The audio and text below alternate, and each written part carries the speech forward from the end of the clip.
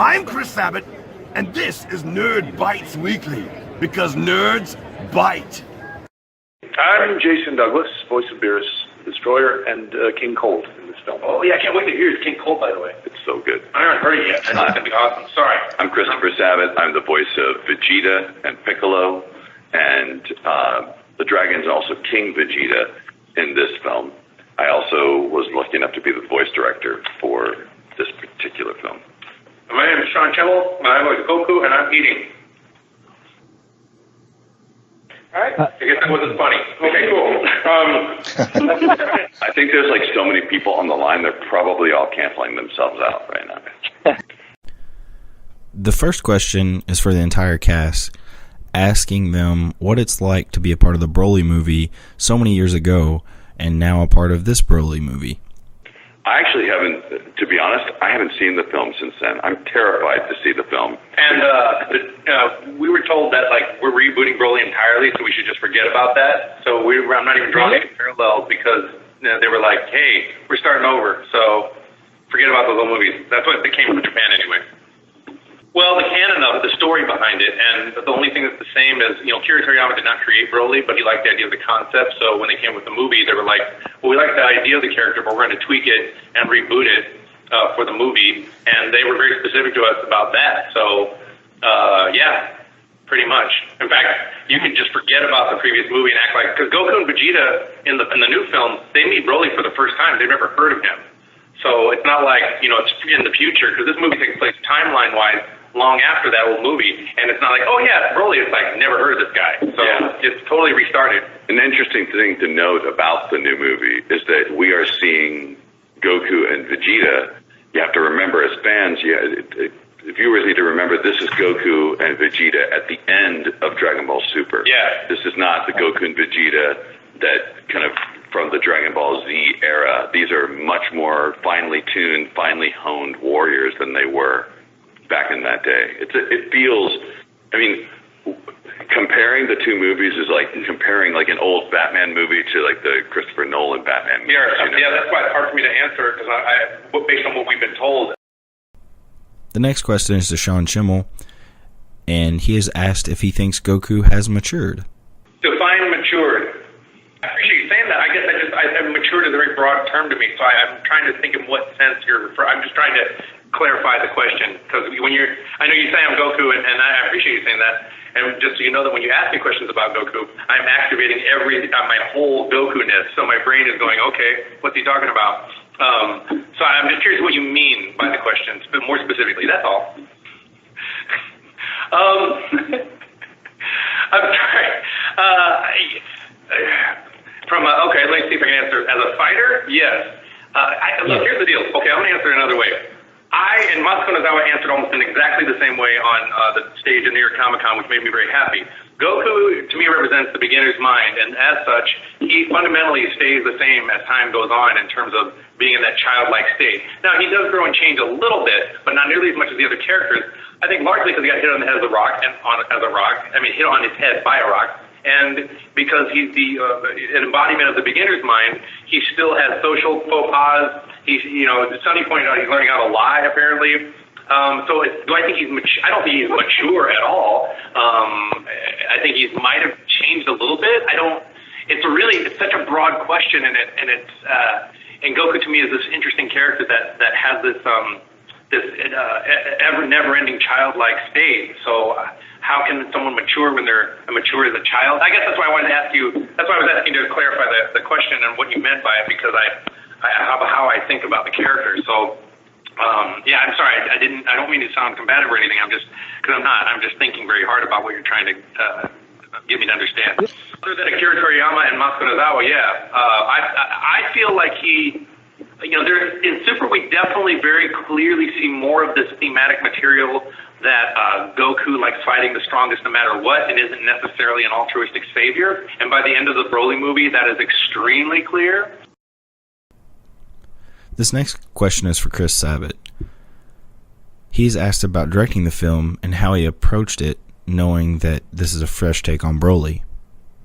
Well, I think Toei doesn't have a problem with us referencing the past at all. I think In fact, they're responsible for this movie, which clearly is a historical film. 50% of it's kind of historically based. The role of directing this film was actually pretty easy for me because it's just basically assembling a group of highly trained mercenaries who know their characters inside and out. So I don't really have to do a whole lot of that. The fun part for me is casting new people, deciding who would sound good in the cast, deciding. The hardest part is that everyone in the universe wants to be in Dragon Ball Z, so it puts a lot of pressure on me to make sure I'm choosing. The amount of cash under the table. Yeah, I made a lot of money. Millions of dollars. He cast it all and didn't cast any of those people. Yeah, but it's important to me to have people, like in the case of the new character Chilai, who's played by Erica Lindbeck. I loved her audition because she didn't sound like Videl, she didn't sound like Bulma. She sounds like a new character. She sounds like a new, fun, interesting character. Lemo, kind of the sidekick, is another great example of a character. I love the richness of Bruce Carey's voice, and he had to really do a lot of hard work to try and kind of get the character right, and I think he did. And casting Goku's mother was very important. Gine and Bardock's scene in this film is possibly the best, most interesting part of the film. It's the thing that really people will be discussing long after this film is gone about whether or not Goku is only an altruistic character because he got hit on the head, or if possibly it's possible that he may have inherited this goodness in a way that's somewhat unexpected. I don't want to spoil the film for you. So, yeah. What's it like having all these old characters from the Dragon Ball Z lore colliding with all these new characters from Super? How was that interaction? Well, the interesting thing is you're not actually you're going to discover very quickly that there are no, this film does a really good job of basically saying, yes, all of Dragon Ball Super existed, but it really only barely touches on any of the details of Dragon Ball Super. A lot of it's historically based, and the rest of the film probably takes place over maybe what in real time would be about 4 hours. Well, and there's actually, what's interesting is there in the middle of the movie there is a montage sequence where they show you time lapsing to show you what the timeline is. Is that what we're talking about? Yeah. No, I just don't think that there isn't a lot of overlap of super characters in this. The people that you would be. Yeah, most of the new characters are, in the is it Chilai? Yeah, the Broly, Paragus universe, Chilai and Lemo, and but a lot of the new characters are either new Frieza minions or there's not a lot of crossover from that universe, I don't think. Okay. I mean, that wouldn't be crossover. It's just they don't borrow from it in this movie. It's in the same universe. It's the Dragon Ball Super universe, but a lot of those characters from the series are not in it, right, Chris? Right. The cool thing is you get to hear someone like Jason Douglas sitting right here play King Cold, which is a really, really fun thing. I am so excited about that. Yeah, sorry, Jason. Awesome. No, I'm glad too. It was a fun callback from for me. What was my first interaction with the Dragon Ball universe, which was Dragon Ball Z Kai. So then you can play King Cold and Beerus, and I play King Kai and Goku. So you're going to get to have that kind of talking to yourself fun. That's I always enjoy that Chris gets to do with Vegeta and Piccolo and stuff. It's always a lot of fun. So, Gogeta was back in the was revealed in a recent trailer to be back in the movies. Did you do two different voice recordings for that with both you, Chris, and you, Sean? And how did you collaborate on that? I'm going to talk a little bit about Gogeta because I have had a Gogeta epiphany that I think you'll appreciate, and I'll tell you how we recorded it, unless Chris wants to jump in. I didn't really care that much about Gogeta or Vegito in the whole Dragon Ball lore, only because I connect to the character through Goku. And I get it, the kids show, and it's kind of the style to say, well, how do we make this more interesting? Well, let's mix them together, which was to me a little contrived, but I could see why fans liked it. But it never really interested me as an actor, because to me it was just like Goku being part of something else, and you're not really one character. However, that being said, after I saw this movie, I'm a Gogeta fan, and I want a Gogeta action figure, and I want a Gogeta t-shirt, and they just take Gogeta.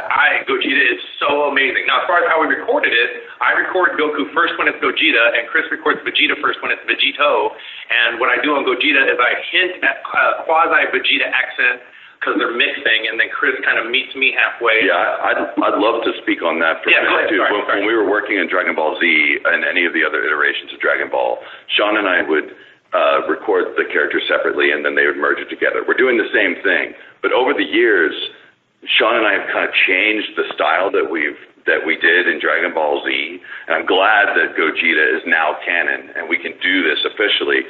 But now Goku Sean changes his voice slightly to be a little bit more like Vegeta, and I changed my voice slightly to be a little bit more like Goku, and we match each other's inflections as perfectly as possible.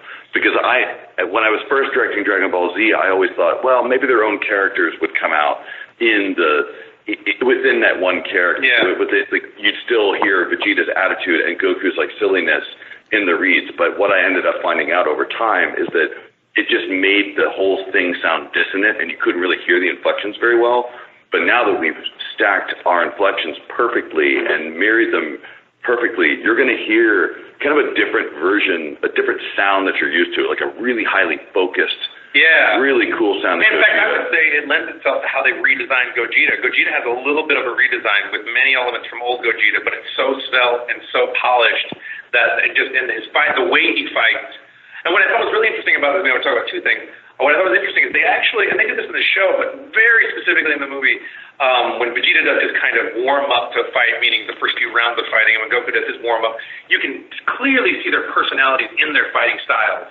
So when Gogeta comes together, that becomes its own kind of personality in its fighting style. My two favorite moments in the movie, spoiler alert coming, are which is on the web right now, synchronous Gallic Gun Kamehameha, and then the Gogeta stuff, along with a couple of moments I'm not going to mention. But that Gallic Gun Kame when we're up in the air, it's so bad. It's so off the hook. And then when Gogeta shows up, the whole Gogeta sequence, even the comedy leading up to how they become Gogeta, because there's a comedic moment before that, is extraordinarily funny, and then it ends up being extraordinarily epic. And so I'm a bona fide Gogeta fan now. I would also like to stress that to anyone who's worried about the fact that Gogeta was sort of spoiled a little bit, which I think was a nice surprise in the film, anyone who's worried about that has nothing to be disappointed at, because knowing that he's in the show and then the feeling you get when he actually shows up in the movie are two vastly different things. You're going to feel so good when that character arrives. And what they revealed wasn't much. I mean, it would have been my preference to save it, but I get their marketing and what they want to do, and that makes sense. But when he finally shows up, what they show you is a sliver of what you get. And so it's going to be definitely, you guys, this is the greatest, OG Dragon Ball fans, this is the movie they've been waiting for their entire lives. And new fans are going to have their minds blown on another level, and I don't do hype, so. This question is asked on whether or not the cast went back and watched the first Broly movie. No, I didn't go back and watch that, honestly. That's in the vault, and it's one of those things, it was early recording for us, and while I'm not necessarily, I'm kind of scared to go back and listen to recordings that are that old of myself, and so honestly, I have. The next question is to see if this is a great starting point for new Dragon Ball fans because of the reset. Yes and no. My producer was working with a Funimation person who has, doesn't need to watch the show to do their job, and said that they watched it and understood everything, and you could start there. But it would be my advice to start with Battle of Gods, Resurrection F, and then do Broly, just to set up the history of Beerus and Whis, because Beerus and Whis are such important characters. Did you guys want to comment? That's my take on it. But you could do it, but it would be better to see the book. But yeah, you can. For this question, it's asked if Broly is more fleshed out in this movie. You're definitely going to see a different side of Broly than you've ever seen before. And the ending makes it very clear that Goku, and this is a spoiler coming, that Goku would like to explore that relationship. Yeah. I feel like I think you will be able to appreciate this movie if you've never seen Dragon Ball before. I actually think you could watch this movie first and then go back and watch Battle of Gods and Resurrection F. Well, yeah, especially because there's that big historical chapter. Because it's a nice way to kind of set everything up. It's not spoiling really anything, actually, and then it's kind of the best of both possible worlds. It's this weird, like, historical thing that anyone can relate to, even if you didn't know who the characters were, but also just, like, the best fighting that's ever been in any Dragon Ball. And what really caught my eye on a lot of the animations is this few scenes with Frieza where they do extreme close-ups that are very cinematic. And, you know, Frieza's a coolly designed character, and it's a lot of times we like the villain. And, you know, Frieza in the spirit is a really gross character in terms of being an odious individual. And so when they do these really extreme close-ups, you start seeing just kind of how gross Frieza is as a character, but it's cool and awesome because then you feel that sliminess of Frieza when they do these really extreme close-ups on the animation. And Chris Ayres' performance is beyond. Like, I can't believe it's even better than Resurrection F. He's just doing such a spectacular job. And that caught my eye a lot, that they did these really cool close-ups. It should be duly noted, too, that the guy who plays Vegeta, Chris Ayres, that he was just referencing. No, Frieza. Frieza, sorry. Chris Ayres, who plays Vegeta in this film. Oh, my God, Frieza in this film. It's been a long day. He was on like 20% oxygen. He has a very serious lung issue. capacity. He has to use oxygen tanks in the booth. He has almost like 20% lung capacity for this whole thing, and he just absolutely killed it. He just brought it like you would not believe. Any other actor would have just said like, hey, you know what? I'm gonna be going in for a heart transplant soon. I think maybe I shouldn't do this, but he wouldn't have allowed us to go on without him. There's a question asked about a rough draft film that was given to work on for the dubbed version of the film. Oh, I see what the question. Yeah. It was very nerve-wracking for me as a director because going in we couldn't see all of the details, but we were very, very grateful to some friends at Toei who were able to get us the materials faster than we thought we were going to get them, and we didn't have to record to as many temporary elements as we thought we were going to have to. The most interesting thing I think a lot of us noticed is like it's really cool to see the unfinished version. I almost wish fans could see that version of it. I actually never saw that because I was like, I don't want to work on the unfinished version. I want to work on the finished version because it'll confuse me and I'll get nervous and I get too anxious about it. So I'm like, well, I know I also live in LA, so I want to know when I leave town, there's no chance that my performance is going to be messed up due to some production cluster that makes it to where I can't fix it. And that happens sometimes. It didn't happen on this movie at all. Everybody killed it. So the cast is asked to compare and contrast the dubbing process between this film and other Dragon Ball Z films. Question, but I'll let Chris answer this because he directed those. To be honest, it was essentially the same. I was worried that it was going to be different, but again, we got all the elements in. The only change is that we didn't have enough time to record everybody at my studio, so Justin Cook, who's the producer and was also my sidekick when we were recording the original series, he handled the recording of Vic Mignogna at Funimation at a different location, and they kind of would send materials to us every day to improve. Okay, I'm Sonny Strait. I'm the voice of Bardock and Krillin. I'm Vic Mignogna, voice of Broly. I'm Christopher Sabat. I'm kidding. Pretty good. That's pretty good. That's good. I'm Monica Rial, and I'm the voice of Bulma. And I'm Ian Sinclair, and I'm the voice of Wee. That's fitting. All right, feel free to guys ask any questions, and let's get the party started. Rock and roll! Give us your questions.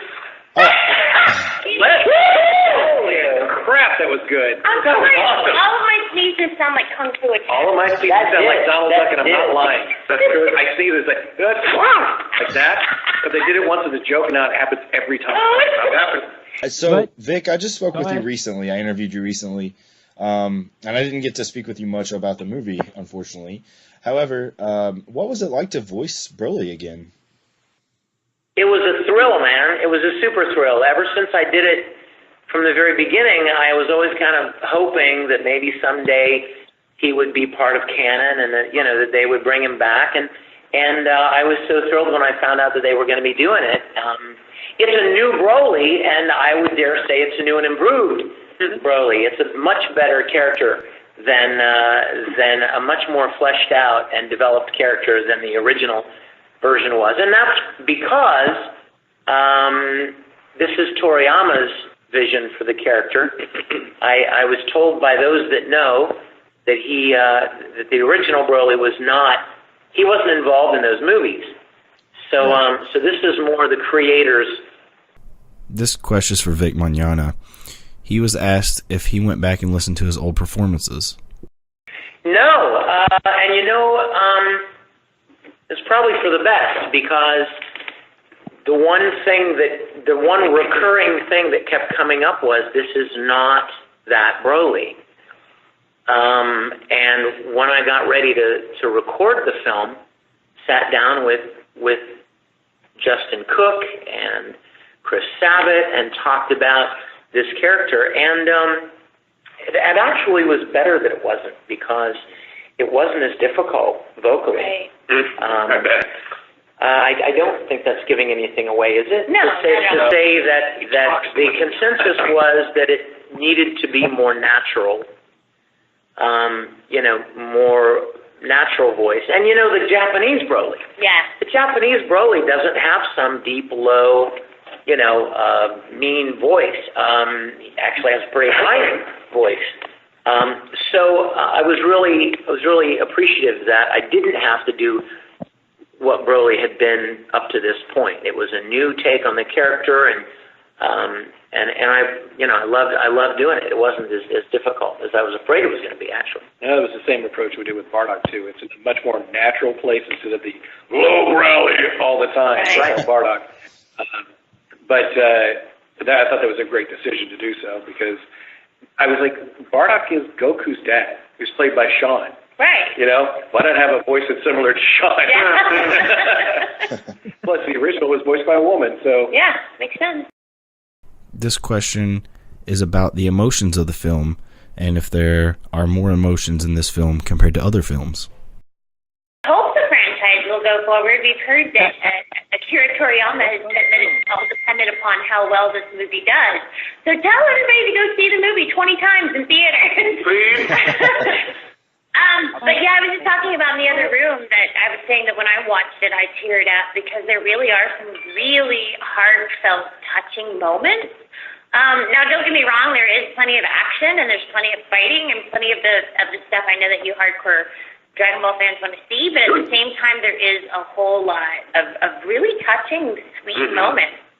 Yeah, if somebody would have told me that you would ever cheer up over Broly, I would have laughed. I would have thought, what is a joke? I mean, I was like Monica said, I was so excited by the story, and there are a couple of scenes in particular that I really, really enjoyed doing, because they add so much more color and depth to a character that did not heretofore have it.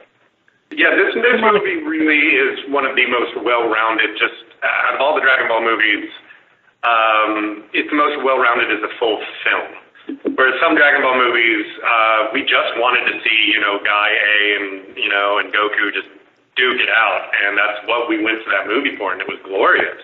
And it's something that we love, and we still get that feeling from the movie. You still get to see an amazing fight, but it's so much, it's one of the most well-rounded out of all of them, due to the stories and the real emotion and the interpersonal relationships and the character development. It is a full-fledged movie. It's not just a rock'em sock'em robot, battle for an hour and a half.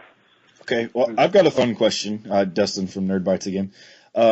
So there was a lot of buzz about the wardrobes from Goku and Vegeta in the first trailer that was released. So which character do you think has the best wardrobe, the best fashion sense? Bulma? Hello? Have you seen her new design? She's all milfy. I love it. Yeah, I'm thinking of Bulma.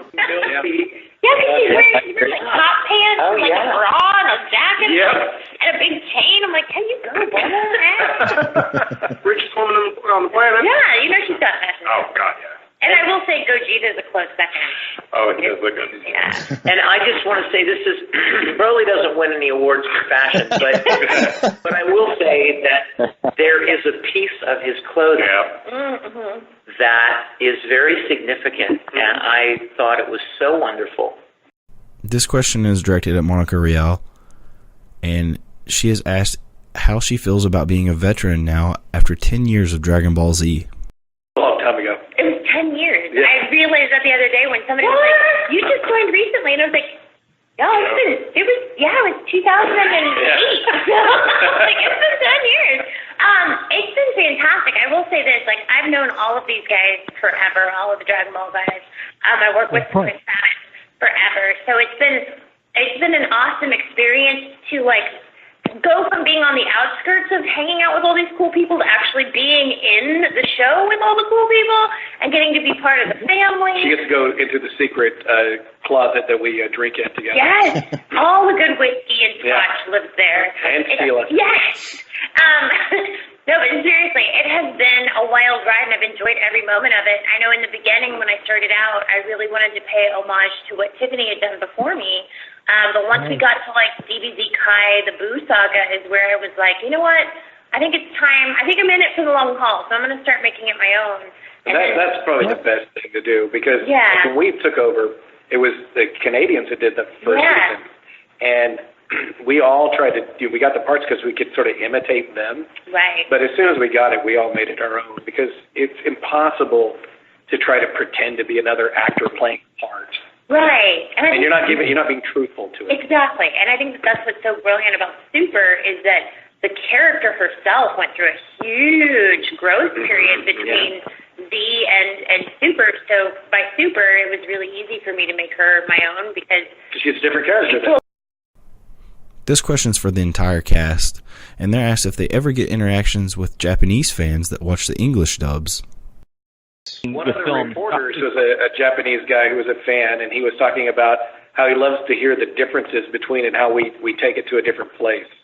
Yeah, I was very surprised. In fact, I knew that there have been shows in the past that have gotten a lot of attention from the Japanese. For instance, Penny and Stocking with Garter Belt, like our dub is on their Blu-ray release, which I thought was really cool. I didn't realize that people were watching the dub of Dragon Ball. Apparently that is the case because as the reporter was saying, he's like, yeah, you guys have a lot of fans in Japan who like both. And I'm like, well, I tell everybody, if you buy Let's go to some Japanese conventions. Yeah, hey, there should be one giant Dragon Ball con with all of us. Bring the Spanish cast too. Oh, that'd be cool. Yeah. That would be cool. People would love that. That'd be super fun. But yeah, it's weird to think that your work might be in areas where they don't even speak English as their first language. Like, it's cool and crazy all at the same time. It's crazy. This question's for Vic Mignogna about his interaction with Akira Toriyama during the dubbing process. If there was more involvement from the Japanese side, it probably happened with the people high above me. I'm sure I would expect that there were probably conversations with Funimation and the people that were in charge of the dub about these things. But by the time they filter down to me voice acting, you know, the director, whoever I'm working with, will tell me what they're going for, what they're wanting. And again, in reference to the second part of your question, the character is different, and so it was approached differently. It was a different voice. Gotcha. So yeah, well, it's different from the Broly in all the video games, and that we all know. You know, it was different in that the character was a little more natural, a little more real, and I certainly appreciated that. I don't know how much stuff came from the original Japanese, but I'm sure they had a lot of conversations with Chris Sabat or Justin Cook or some of the heads at Funimation about what they wanted. Then the directors let us know what they want. Very much so. I never would have imagined that people would feel sympathy or empathy for Broly, but Toriyama's story and his take on the character is really wonderful. This question is for Vic Mignogna. He's asked if any characters he's voiced before share any similarities between Broly and this movie. Well, I definitely think that any voice actor appreciates the chance to play a character that's more well-rounded. Yeah. I mean, you can take anybody into the booth and get them to yell for 20 minutes, but voice actors appreciate the chance to explore the subtle personality of a character more. And you know that's what I really appreciated about this character in this movie. Yeah, it's the same with Bardock. He's a much more rounded character with a lot more nuance. And you know, it's great to play just a fighter, but you know, it's really cool to play a character who has dimension. Mm-hmm. Okay. Motivation. Yeah. Which characters in this movie are you excited for fans to see interact? Well, I'm anxious for fans to see Bardock interact with his woman. Yeah. Yeah, that is cool. Yeah, that's good. That's good. I'm anxious for people to see Broly interact with Goku and Vegeta, because you know the standard simple kind of what's the word I'm looking for? The kind of rudimentary thing is, oh, they're going to fight and there's going to be a big battle, but there's some dialogue that happens during the battle that really shows some really interesting insight into Goku and Vegeta's take on Broly and what's motivating him, and it just adds more color and more depth to what would otherwise just be a big brawl, you know, and I really love that. I'm excited for everybody to interact and see the new characters, because there's a whole bunch of really fun new characters besides just Gine, who we've never seen in an animated version at all. Right. But also some of the newer characters that come through are a lot of fun. But yeah, I think the end of the film is going to surprise people, because there's an interaction that happens there that's very sweet and it's very touching. And I think that people are going to be pleasantly surprised. I got chills. Thank you so much.